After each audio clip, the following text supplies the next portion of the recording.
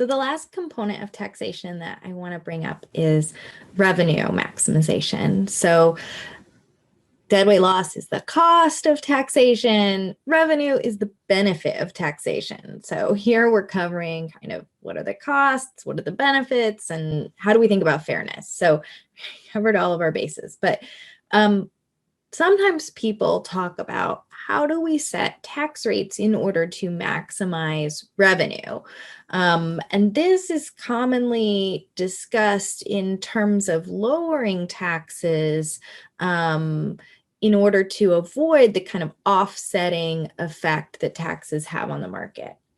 This was kind of first laid out around the time of the Reagan era, and we refer to this now as the Laffer Curve, which basically just shows us the relationship between the tax rate and the amount of revenue that we get.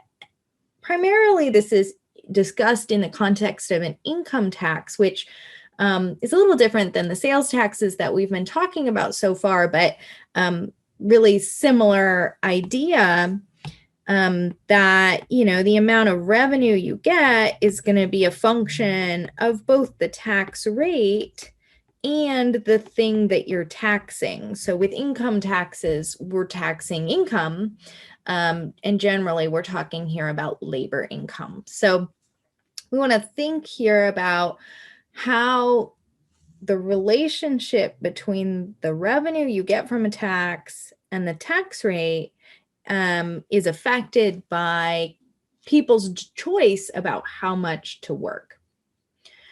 Okay, so in drawing this Laffer curve here, so on the x-axis, we have our tax rate, which of course goes from 0% to 100%.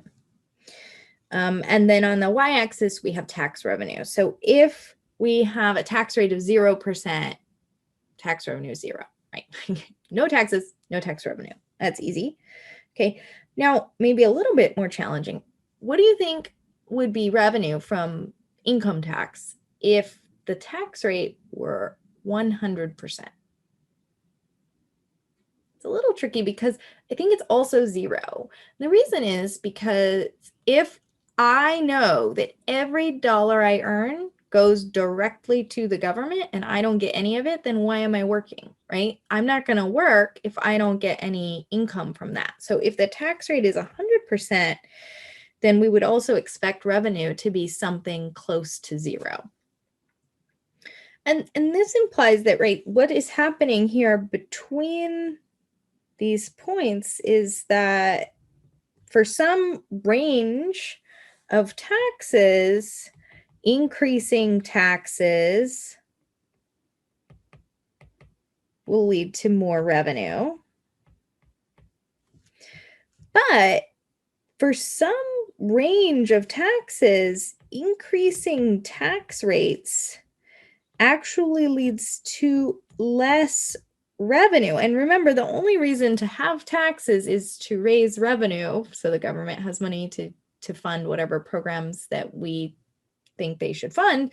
And so we never, ever want to be on this portion of the Laffer curve because we could lower tax rates and get more revenue, right? So this reflects the distortion in labor markets, for example, the fact that as we increase taxes, people work less, which we know is true, and we want to understand that function of taxes to raise revenue means that we would never want the tax rate to be so high that that you could decrease the tax rate and get more revenue, right? So we would never want to be on this portion of the Laffer curve.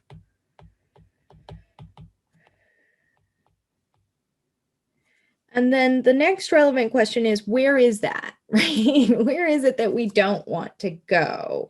What is this tax rate here?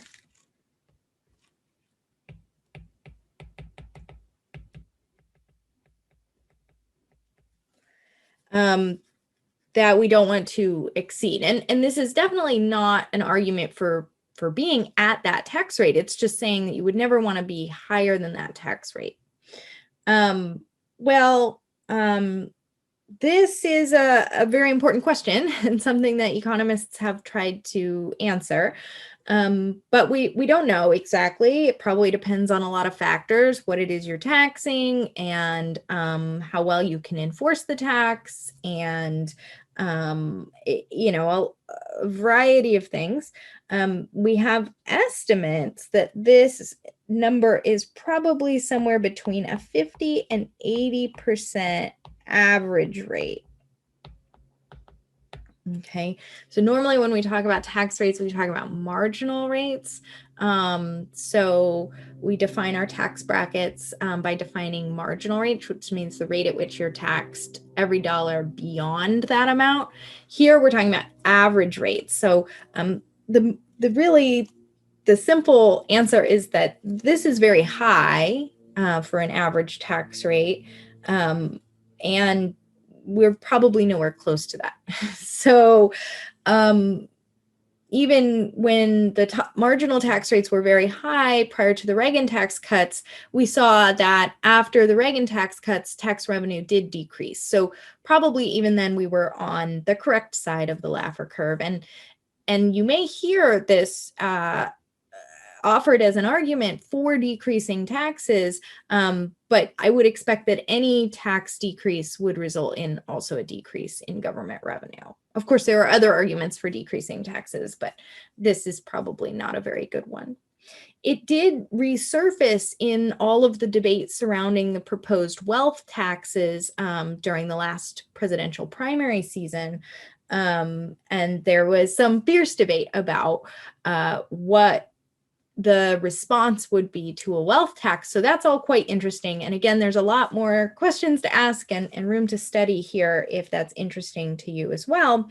But that's going to be the end of what I'm covering in the intro class in terms of optimal taxation.